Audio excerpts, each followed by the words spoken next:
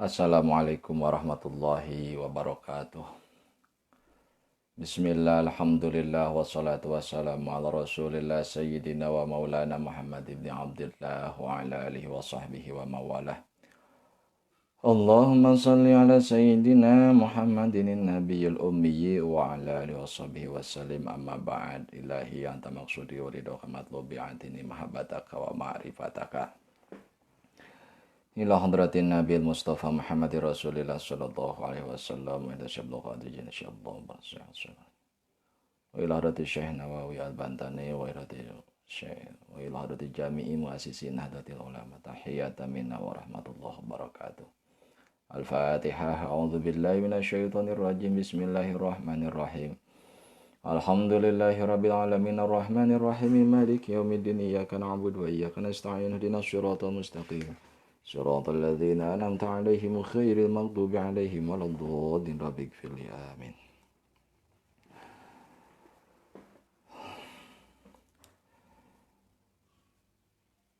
Insyaallah pada malam ini kita akan melanjutkan kajian kitab Bahjatul Wasail karya Syekh Nawawi Al-Bantani. Kemarin kita sudah sampai kepada hadis Nabi, yaitu qala Nabi sallallahu alaihi wasallam man salaka tariqan yaltamisu fihi ilman sahalallahu lahu tariqan ila jannah. Sekarang wa ba'du. Wa qala Syekhuna al-Mu'allif rahimahullahu ta'ala wa nafa'ana bi ulumihi wa amadana bi asrarihi wa barakatihi. Bismillahirrahmanirrahim. Wa ba'du ay akhruju ba'dal basmalati walhamdalati wassalati wassalam ilal gordil maksudi. Setelahnya kita membaca basmalah, hamdalah, salawat dan salam, kata musannif, sekarang saya keluar dan masuk menuju ilal gordil maksud. Maksud pembahasan daripada kitab ini, makna dari wa ba'du itu. Atau makna wa ba'du itu adalah ifham ma aqulu ba'da dzalik. Pahamilah olehmu apa yang akan aku katakan setelah membaca basmalah, hamdalah, salawat dan salam. Fahadhihi, maka adapun kitab ini atau risalah ini, al-mustahdharatu, yang telah dihadirkan ini di dalam ingatan atau di dalam hati, merupakan masailu mukhtasarah, merupakan masalah-masalah yang diringkas. Masailu mukhtasaratin, merupakan masalah-masalah yang diringkas min ba'di kutubil imami Hujjatil Islam, dari sebagian kitab-kitab karya Imam Hujjatul Islam, yaitu Abi Hamidin Muhammadin bin Muhammad bin Ahmad Al-Ghazali. Jadi sebagian masalah-masalah yang dibahas di dalam kitab ini merupakan ringkasan dari kitab-kitab Imam Al-Ghazali. Al-Ghazali itu bisa dibaca bitakhfifizai,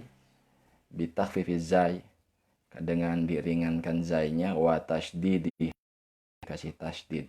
Bisa dibaca Al-Ghazali, bisa dibaca Al-Ghazali. Wal ula, maka adapun yang pertama, makna Al-Ghazali itu nisbatun ila ghazalata qaryatun min qura tusin bil ajami. Yang pertama, kenapa Abi Hamid dikatakan Al-Imam Al-Ghazali? Karena pendapat yang pertama dikatakan disandarkan kepada kampung Ghazalah, yang mana kampung Ghazalah itu merupakan salah satu kampung di desa Tus bil Ajami, di negara Ajam. Wathani, dan pendapat yang kedua, Ghazali itu nisbatun ila abihi, dinisbatkan kepada bapaknya, orang tuanya, li anna abahu, karena sesungguhnya bapaknya Imam Al-Ghazali as-sufa, bahwa bapak Imam Al-Ghazali itu tukang pintal kain, tukang pintal bulu-bulu kambing, ya, tukang pintal bulu kambing, tukang wol gitu. Wa yabi'uhu fi qaryatin, dan bapaknya tersebut menjual bulu kambing tersebut atau katun tersebut fi qaryatin, di sebuah kampung min qura Tusin, di salah satu kampung di desa Tus. Pendapat yang ketiga, au ila Ghazalata binti Ka'bil Ahbar, atau dinisbatkan kepada Ghazalah, anak perempuan Ka'ab bin Ahbar, Ka'ab al-Ahbar. Kama apadahu Atiyatu wal Bujairimi.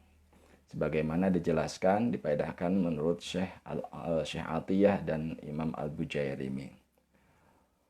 Ghaliban, kebanyakannya. Dan pengertian masalah-masalah yang di dalam kitab Bahjatul Wasail ini kebanyakan diambil dari pendapat Imam Al-Ghazali atau fatwa-fatwanya atau nasihat-nasihat Imam Al-Ghazali. Pil ghalibi al-kathiri, artinya kebanyakan, galib-galibnya, mayoritas. Tukilan Syekh Nawawi dalam kitab Bahjatul Wasail ini diambil dari pendapat-pendapat Imam Al-Ghazali. Syekh Nawawi mendoakan, man arafaha al-masaila, al-masaila. Barang siapa yang mengetahui masalah-masalah ini yang dalam kitab Bahjatul Wasail ini, wa amila biha, dan mengamalkannya, bimuqtadoha, yaitu mengamalkan ketentuan-ketentuan yang dijelaskan di dalam kitab Bahjatul Wasail ini. Narju, maka kami mohonkan minallah, kepada Allah Subhanahu wa taala, ayyakuna, agar orang yang mengamalkan dan mengetahui dan mengamalkan tersebut, asyakhsyu al-arifu wal amilu, mudah-mudahan orang yang mengetahui dan mengamalkannya, min ahlil ilmi zahiron wa batinan, mudah-mudahan orang yang mengetahui dan mengamalkan masail atau masalah-masalah yang ada dalam Bahjatul Wasail ini, mudah-mudahan orang tersebut termasuk orang yang ahli ilmu zahir dan batin. Tuh.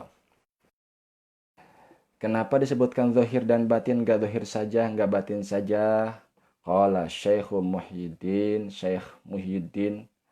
Ibnu Arabi. Menurut Syekh Ibnu Arabi, qala, telah berkata, zahiri li batini, zahirku adalah untuk batinku.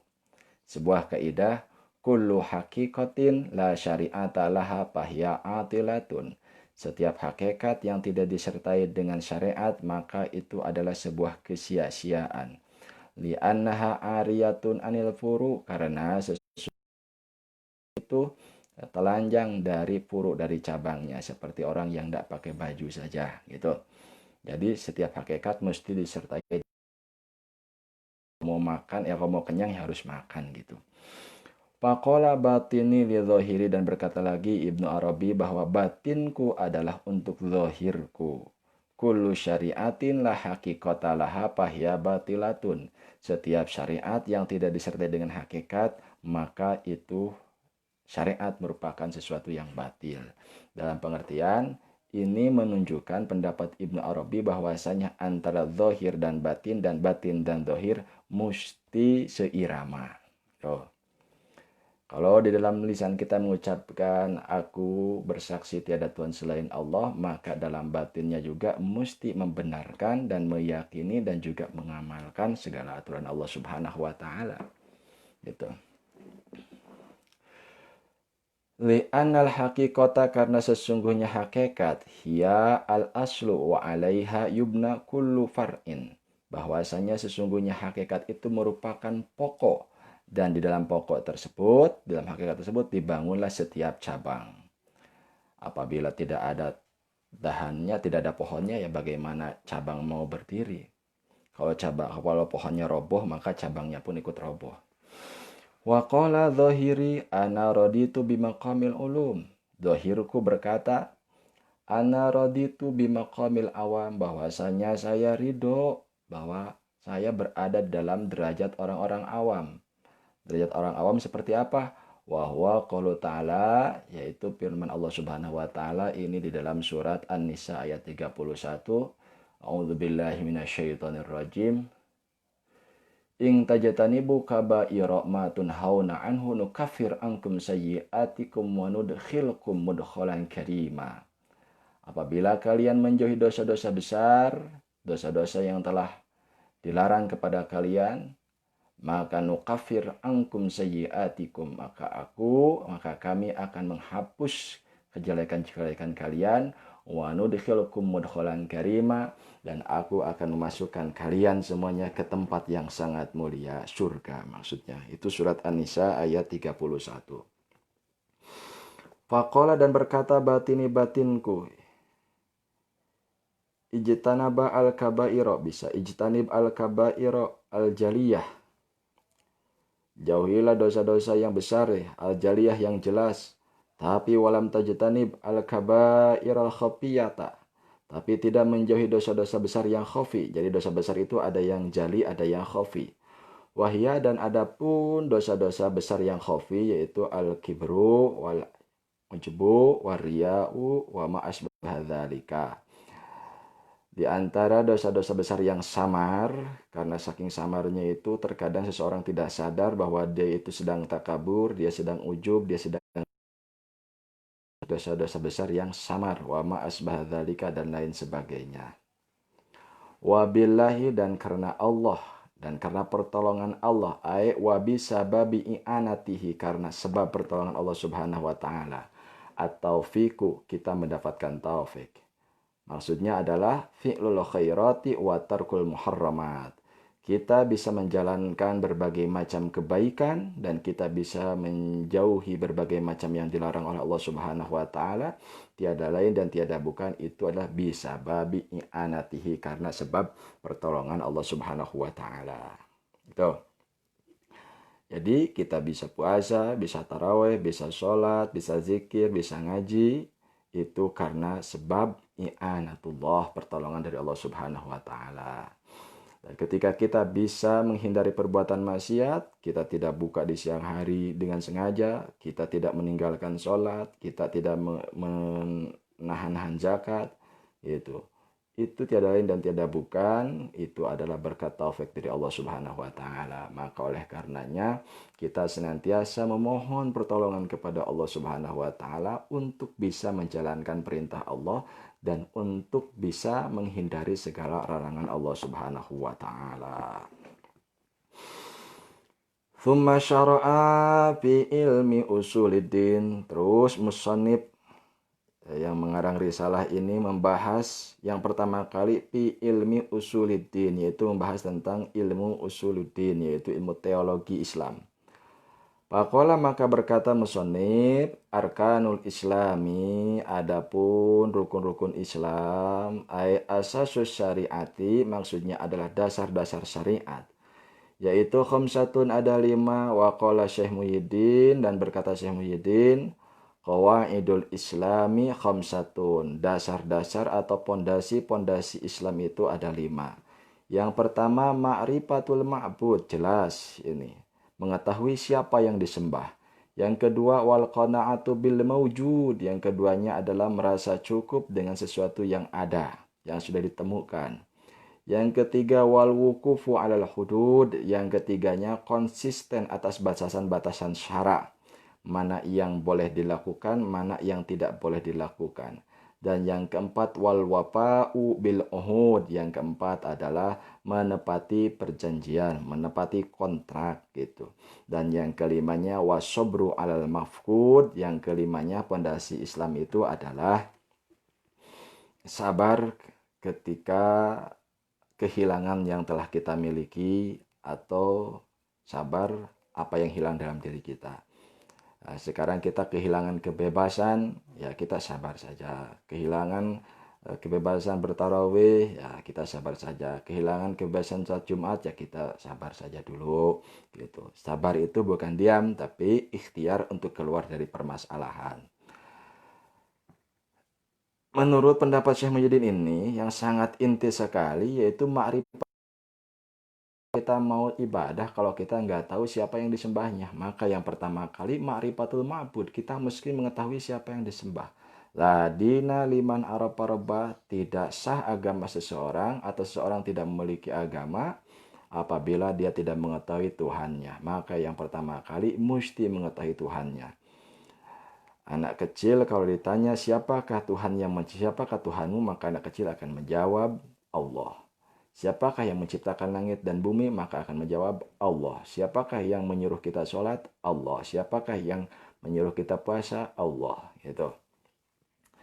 Jadi jelas ketika kita menjalankan perintah itu bukan karena perintah orang tua, bukan karena perintah ustadz, kiai, atau perintah Nabi, tapi itu perintah Allah Subhanahu wa taala. Nabi pun menerima perintah dari Allah Subhanahu wa taala dan apa yang Allah perintahkan kepada Nabi tersebut.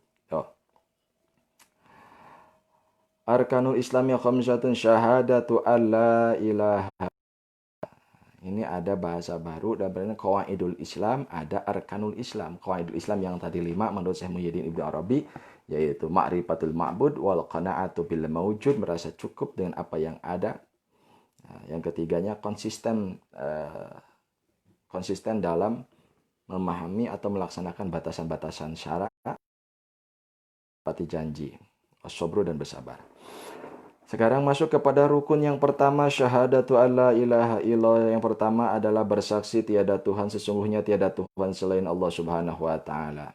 I'tiqadun, yaitu meyakini. Syahadatun maknanya adalah i'tiqadun, meyakini. Kalau meyakini berarti urusan qalbu, urusan hati. Meyakini dalam hati kita alla ma'buda bihaqqin mumkinin ilallah. Tiada yang disembah, yang layak disembah bihakin dengan benar, mungkin yang tidak ada keraguan illallah kecuali Allah Subhanahu wa taala. Di dalam Kasifatu saja Syekh Nawawi menjelaskan kalau tidak salah bahwasanya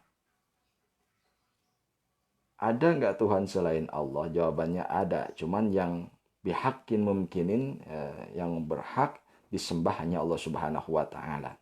Gitu. Karena ada Tuhan-Tuhan yang lain dan Tuhan-Tuhan palsu yang tidak berhak untuk disembah. Itu. Karena Allah pun di dalam Al-Quran, lakum dinukum waliyatin, untukmu agamamu, untukku agamaku, dan setiap agama pasti ada Tuhannya. Dan di dalam surat Al-An'am ayat 108 juga Allah berfirman, janganlah kamu mencaci maki sesembahan selain Allah Subhanahu wa taala, karena mereka akan mencaci maki Allah Subhanahu wa taala tanpa batas dan tanpa pengetahuan. Yaitu berarti Allah Subhanahu wa taala sendiri dan zatnya ada Tuhan selain, ya ada Tuhan yang ada Tuhan palsu yang dijadikan sembahan, yaitu menurut Allah Subhanahu wa taala. Nah, janganlah kita mencaci maki sembahan orang lain yang menjadi sebab orang lain pun akan mencaci maki Tuhan kita.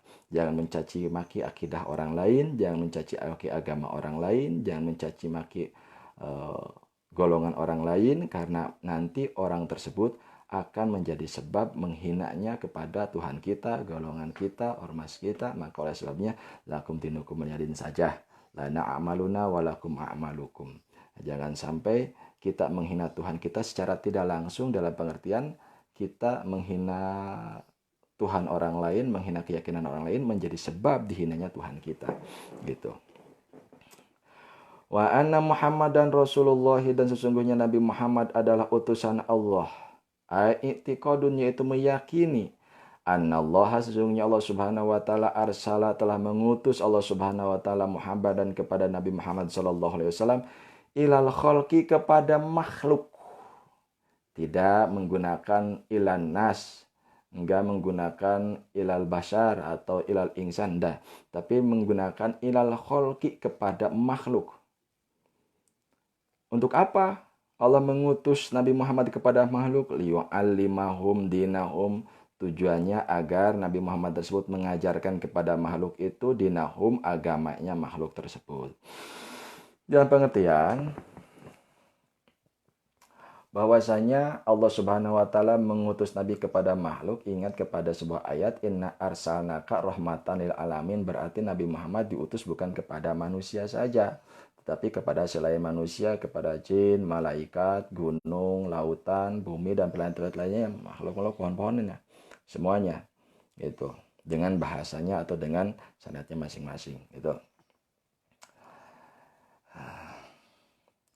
Bahkan Nabi Muhammad diutus oleh Allah untuk dirinya sendiri. Ya buktinya Nabi Muhammad menjalankan perintah Allah Subhanahu wa taala. Nabi Muhammad sholat, kita juga sholat. Artinya perintah sholat bukan hanya kepada umat Nabi Muhammad, tapi juga kepada Nabi Muhammad sendiri. Yang pertama. Yang kedua, wa iqamus sholati. Yang keduanya adalah mendirikan sholat. Yang kedua daripada rukun Islam adalah mendirikan sholat. Ay al-mudawamatu, ya maksudnya adalah konsisten alaiha, menjalankan ibadah sholat. Fi awqatiha, konsisten dalam waktu-waktunya. Sholat zuhur pada waktu zuhur, asar pada waktu asar, maghrib pada waktu maghrib, isya pada waktu isya, subuh waktu ini. Di dalam keadaan normal atau hukum azimah gitu. Konsisten bukan dalam waktunya saja, wabi arkaniha, konsisten juga di dalam menjalankan, memenuhi rukun-rukun sholat gitu. Jangan sampai ada salah satu rukun sholat yang terlewat, kecuali lupa. Gitu. Wa syurutiha, dan syarat sah sholat, dan syarat-syarat sholat itu juga kita harus konsisten. Gitu. Bersuci dulu, masuk waktu gitu. Faman fa'ala haraman ala nar, barang siapa yang menjalankan sholat gitu, lakukan sholat konsisten dalam waktunya, juga barang siapa yang konsisten dengan rukun-rukun dan syarat sholat, karena jasadhu haraman ala nar, maka jasadnya diharamkan oleh Allah Subhanahu wa taala untuk merasakan panasnya api neraka. Hal ini didasarkan dengan sebuah hadis, fil hadis qala Allahu azza wa jalla, hadis qudsi ini, Inna li abdi alayya ahdan, bahwa sesungguhnya aku memiliki janji, aku memberikan janji kepada hambaku. In aqama sholata li waqtiha, apabila hambaku itu menjalankan sholat, melaksanakan sholat tepat pada waktunya, alla u'adzibahu, maka aku tidak akan pernah menyiksa hambaku tersebut, bahkan wa an udkhilahul jannata bighairi hisab, bahkan aku akan memasukkan dia ke dalam surga tanpa hisaban, tanpa diinterogasi dulu, tanpa diperhitungkan dulu amaliyahnya.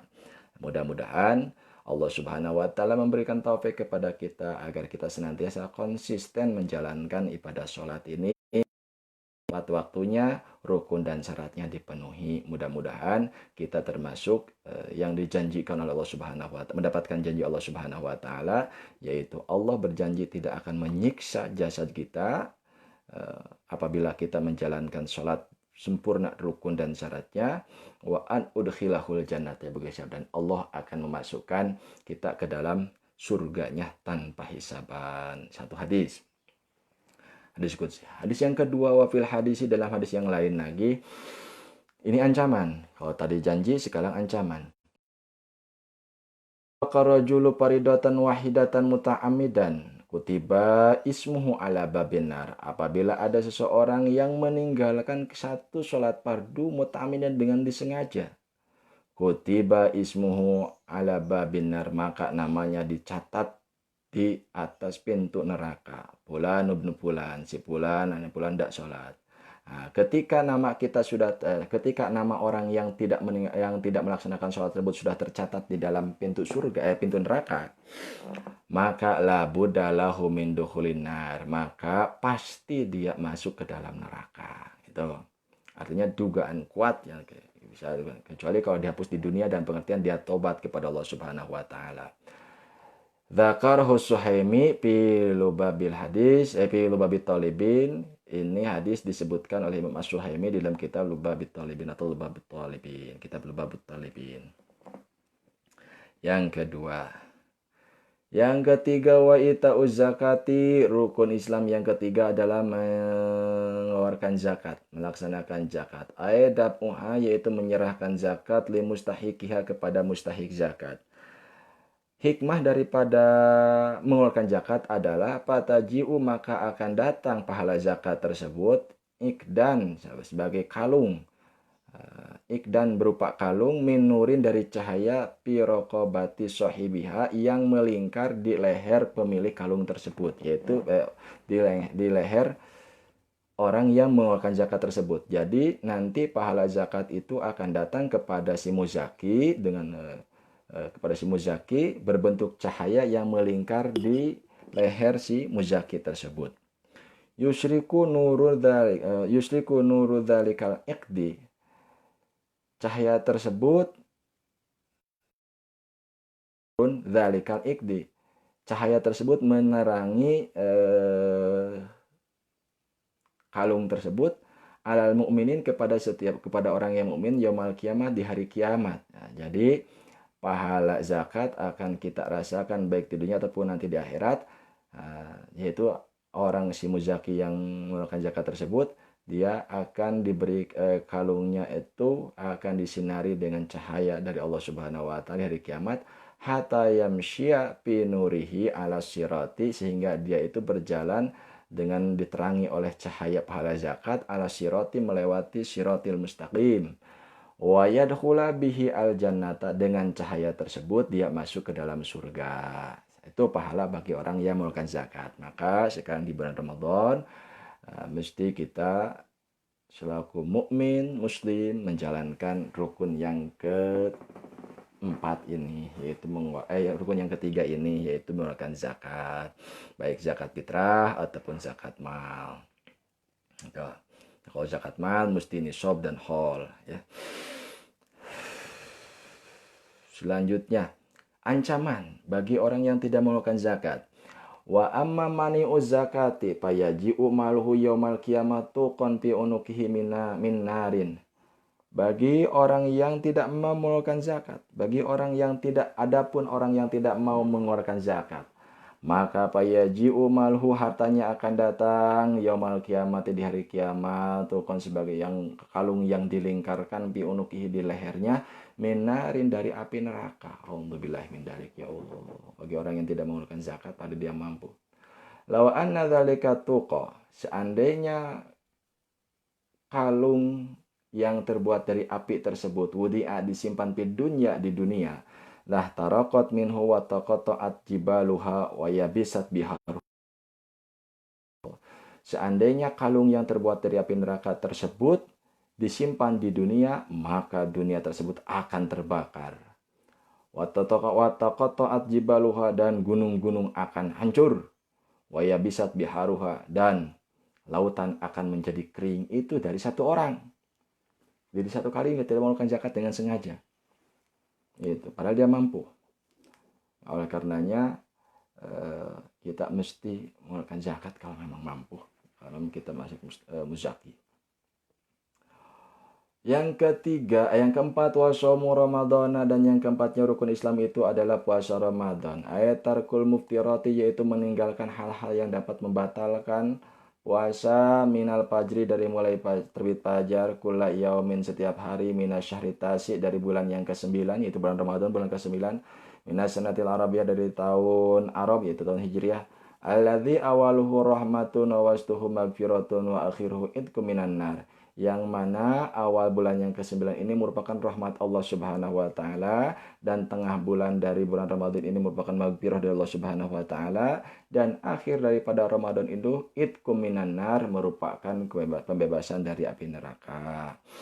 Mudah-mudahan kita semuanya diberikan kekuatan untuk menjalankan ibadah puasa ini sehingga sempurna, sehingga kita mendapatkan rahmat, maghfirah, dan terbebas dari api neraka. Wafil hadisi, dijelaskan dalam sebuah hadis, idza kana awalul lailati min ramadana putihat abwabus samai, apabila telah datang awal bulan Ramadan maka dibukalah pintu-pintu langit, fala yughlaqu minha, satupun pintu yang ditutup, hatta yakhruja akhirul lailati minhu, kecuali telah datang akhir dari bulan Ramadan tersebut. Nah, ada sebuah hikmah di sini. Kenapa umat Islam mesti Bani Adam kenapa mesti berpuasa? Kalau umat Islam berpuasa, ayatnya la'alakum tatakun, gitu kan. Nah, sekarang sebabnya kenapa anak Adam mesti berpuasa. Wasabubuhu, dan sabab kenapa puasa sebulan, anak Adama lama akala minasyajarati bakiyat al-ukulah bi jasadihi salasina yauman. Ketika Nabi Adam, bapak kita alaihi salatu wassalam, memakan buah khaldi, maka makanan tersebut tersisa di dalam jasadnya selama 30 hari, gitu. Ketika Nabi Adam memakan khaldi lah, katakan seperti itu yang kita tahu, maka makanan tersebut ada di dalam tubuh itu selama 30 hari. Pala masopana, ketika bersih apa jasaduhu jasadnya Nabi Adam minha dari sajaroh itu taba maka menerima tobat siapa Allah Gusti Allah alaihi kepada Nabi Adam gitu. Paparodo maka mewajibkan Allah Subhanahu wa taala ala dzurriyyatihi kepada setiap turunan Nabi Adam siyama thalathina yauman untuk puasa 30 hari. Dzakarahu Suhaimi, ini pendapat disebutkan oleh Imam As-Suhaimi. Yang kelima dari rukun Islam adalah wahijul baiti dan melaksanakan ibadah haji atau mengunjungi Baitullah. Qasdul Ka'bati yaitu menuju Ka'bah li haji wa umratin untuk melaksanakan haji dan umrah.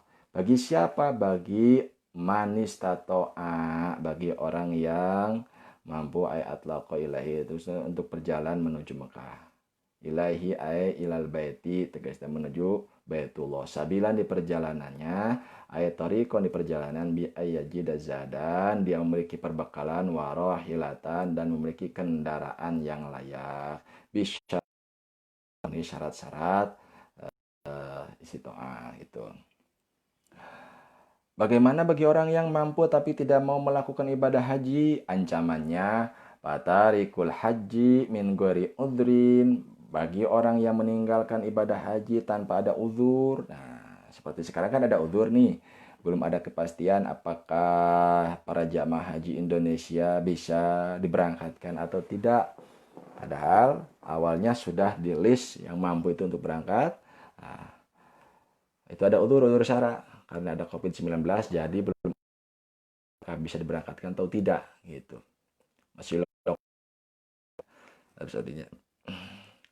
Fatarikul haji min ghairi udhrin yakhsha alaihi su'ul khatimati a'udzubillahi minhu. Bagi orang yang meninggal ibadah haji tanpa ada udzur syara yakhsha alaihi su'ul khatimah. Ditakutkan menimpa kepada dirinya dia su'ul khatimah. Na'udzubillahi min dzalik. Ya mudah-mudahan kita terhindar dari su'ul khatimah ini.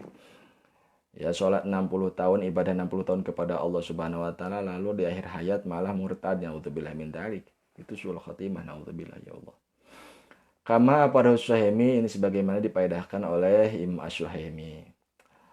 Diperkuat oleh sebuah Nabi sallallahu alaihi wasallam dan telah bersabda Nabi Muhammad sallallahu alaihi wasallam, "Man malaka zadan wa rahilatan wa lam yadhhab ilal haji falyamut ala ayyi halin sya'a yahudiyan aw nasraniyan."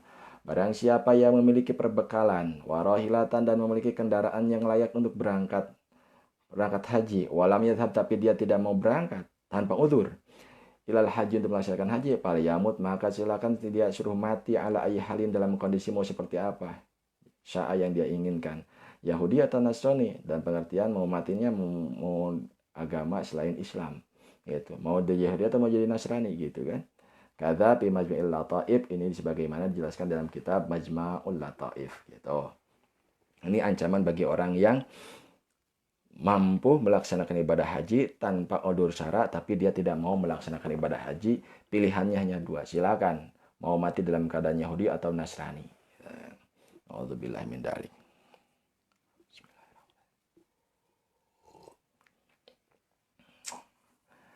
Nah, ini syariatnya. Kita masuk kepada tasawufnya. Usuluddin, fikih, syarat-syarat dijelaskan, sekarang masuk pada tasawufnya. Wa yakunu ada jami'i dzalik ma'al ikhlasi. Dan melaksanakan seluruh rukun Islam yang 5 ini, yaitu seluruh amal yang di atas tadi disebutkan, syahadat, sholat, zakat, puasa, haji, musti ma'al ikhlasi, musti dilaksanakan dengan ikhlas. Li ajli imtithali amri syar'i, yaitu karena untuk menjalankan perintah dari Allah Subhanahu wa taala, la li khaufin minan nas, bukan karena takut oleh manusia, wala li hayaim minhum, dan bukan karena malu oleh manusia. Yaitu satu, mesti ikhlas. Yang keduanya watasdiki, mesti benar. Mesti ada keyakinan membenarkan dalam hati.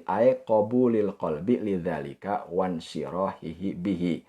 Artinya hati menerima perintah tersebut dengan sukarela. wansyirahi bihi. Hati kita itu sukarela menerima perintah Allah Subhanahu wa taala, sukarela mengucapkan dua kalimat syahadat, sukarela menjalankan zakat, haji dan amal-amal yang lainnya.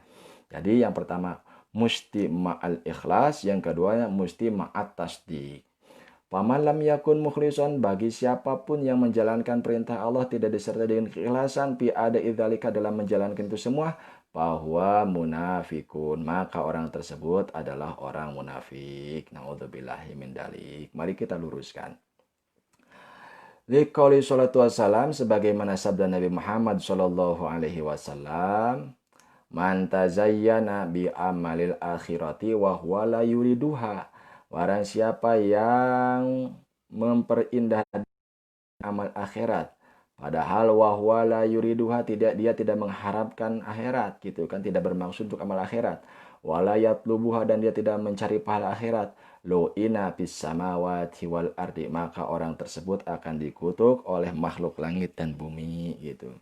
Baik dia di langit ataupun kita dia di bumi gitu.